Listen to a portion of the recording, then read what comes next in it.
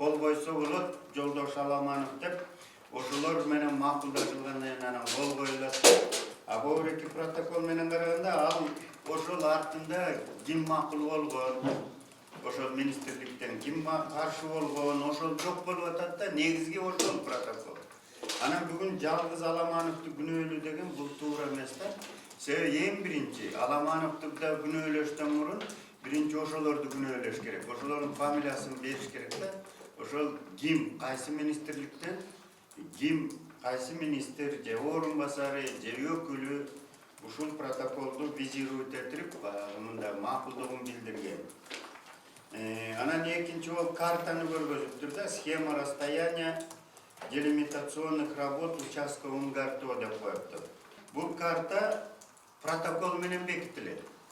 Анан бул картаны жанагы жерге барып иштеген жерде атайын землеустроительдер бар, райондук, областтык землеустроительдер, губернатордон катышат өкүлдөр, өкмөттөн катышат өкүлдөр, чек ара кызматынан, анан ошолор ушул схеманы жактырат картаны. Ушул туура болгон, туура чийилген, туура жер такталган, ушундай болуш керек деп туруп, анан ошондон кийин берет. А бул жерде картаны өзүн берип коюптур, а ушул картаны бекиткен протокол жок. Ким кол койгон, ким бекиткен, кимдер катышкан ушул картаны чийгенге.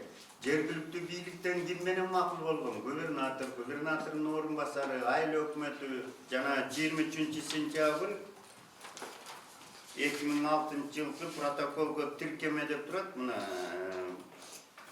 приложение номер 3 деп. Уш жерде бир нерсеге көңүл бурсаңар. Бул ортосунда жазылып турат да.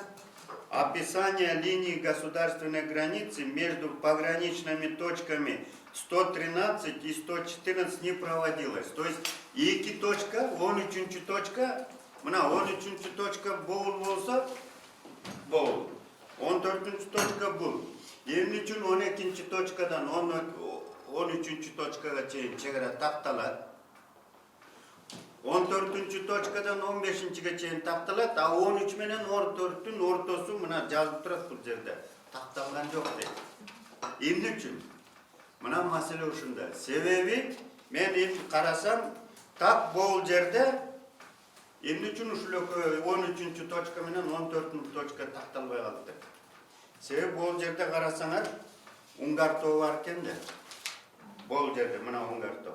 Ошон үчүн биякты тактап, биyak Өзбекстан биягы. А бул жерде такталган эмес да. Эмне үчүн? Себеби берки карталарда мемде бар, карап көрсөм, анда момундай жүргүзүлүптүр да. Биздики Кыргызстан момундай 13 точкадан момундай Өзбекстан территориясы УНГАРТОдон четинен анан кайра Кыргызстанга. То есть момундай аппендицит болганда атайын Кыргызстандыкы деп. Буга өзбектер каршы отуруп, жок, бул жерден өтөт дептир. Түзүлө 13 точкадан 14-кө түз өтөт десе, кыргыздар айттыр, Аламанов айттыр, жок, бул жерден өтүш керек деп. Ошондуктан ушул точка чек ара аныкталган эмес. Мына муну мен айткан жокмун, муну өкмөт өзү жазып атат. Аламанов монту өткөрдү. Абдулазизов теги Өзбекстандыкы, ал мында өткөрүп койду. Ошондон талаш-таш болуп 2 точка. Вот поэтому этот вопрос.